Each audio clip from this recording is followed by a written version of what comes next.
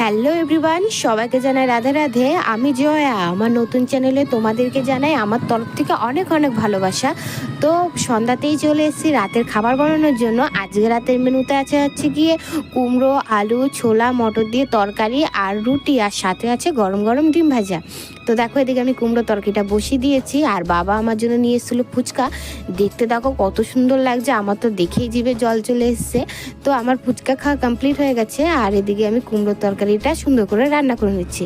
আর ওইদিকে তাও গরম করতে দিয়ে দিয়েছি, যেহেতু আমি আটাটা আগে মেখে রেখেছিলাম, ওই কারণে একদিকে তরকারি একদিকে রুটিটা করে নিচ্ছি। আর হ্যাঁ, আমি নতুন চ্যানেল খুলেছি, প্লিজ তোমরা আমাকে একটু সাপোর্ট করবে।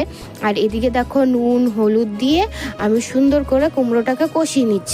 এদিকে জল দিয়ে আর দুটো কাঁচা লঙ্কা চিড়ে নুন দিয়ে ঢাকা দিয়ে রেখে দিলাম। আর ওইদিকে আমি রুটিগুলো করে নেব। আর কারণ যেহেতু আমার ঘর থেকে 3টে লোকের খাবারের পার্সেল যায়, ওই কারণে আমাকে একটু তাড়াতাড়ি রান্না করতে হয়। ওদের খাবার টাইম হচ্ছে গিয়ে রাত 9টা, আর আজকে যেহেতু একজন খাবে না, আজকে খাবে 2জন, ওর জন্য আমি একটু আস্তে আস্তেই করছি।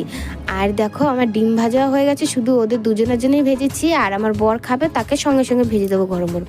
তো ওদের খাবার পার্সেল হয়ে গেছে। আমার ভিডিওটা ভালো লাগলে একটা করে লাইক করবে। বাই।